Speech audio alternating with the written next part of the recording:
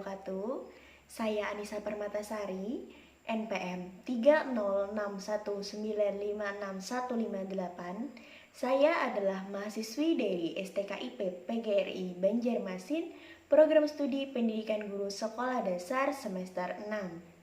Kali ini saya akan sedikit memberikan penjelasan mengenai hakikat membaca permulaan dan metode membaca permulaan. Hakikat membaca permulaan terbagi menjadi beberapa bagian. Langsung saja ke pembahasan bagian yang pertama. Yang pertama adalah hakikat membaca. Kemampuan mengenal informasi visual perlu diikuti dengan pengetahuan dasar yang diperlukan untuk memahami suatu teks bacaan. Membaca pada hakikatnya adalah suatu yang rumit yang melibatkan banyak hal, tidak hanya sekedar melafalkan tulisan, tetapi juga melibatkan berbagai aspek lain seperti kemampuan berpikir dan keterampilan alat indera pada manusia.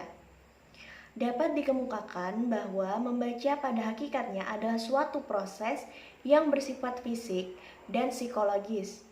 Proses yang berupa fisik berupa kegiatan mengamati tulisan secara visual dan merupakan proses mekanis dalam membaca. Proses mekanis tersebut berlanjut pada proses psikologis yang berupa kegiatan berpikir dalam mengolah informasi. Bagian yang kedua dari hakikat membaca permulaan adalah membaca permulaan.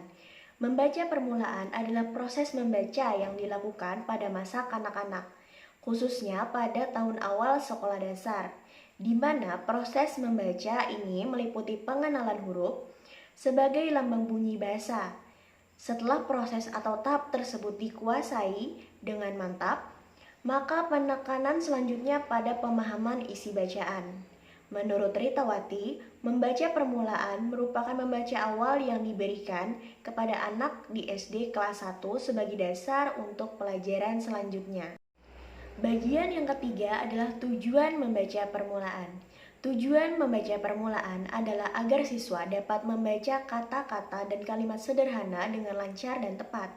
Jadi, dapat dikatakan bahwa tujuan pembelajaran membaca permulaan adalah agar siswa memiliki kemampuan mengenal, mengingat, mengubah, memahami, dan menyuarakan tulisan atau kata-kata dengan intonasi yang wajar, sehingga pada akhirnya siswa dapat membaca dengan baik dan lancar.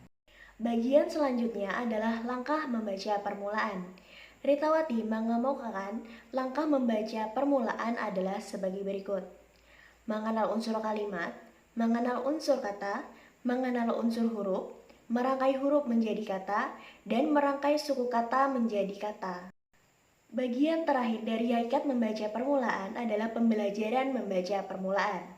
Pembelajaran membaca permulaan merupakan tingkatan proses pembelajaran membaca untuk menguasai sistem tulisan sebagai representasi visual bahasa. Pembahasan yang kedua mengenai metode membaca permulaan. Metode membaca permulaan juga terbagi menjadi beberapa metode. Yang pertama adalah metode abjad atau alfabet. Ialah metode pengajaran dengan memperkenalkan huruf yang harus dihafalkan dengan dilafalkan menurut bunyinya dalam abjad. Huruf yang telah dilafalkan itu kemudian dirangkaikan menjadi suku kata menjadi kata, dan akhirnya kata menjadi kalimat. Metode yang kedua adalah metode bunyi. Metode bunyi adalah metode pembelajaran membaca permulaan dengan menyuarakan huruf konsonan. Bunyi ini diletakkan di depan atau di belakangnya. Dalam tata bahasa tradisional, huruf konsonan disebut huruf mati. Metode yang ketiga adalah metode kupas rangkai suku kata. Metode ini adalah suatu metode yang memulai pengajaran membaca permulaan dengan menyajikan kata-kata yang sudah dirangkai menjadi suku kata. Kemudian, suku-suku kata itu dirangkai yang terakhir merangkai kata menjadi kalimat. Metode yang keempat adalah metode kata lembaga.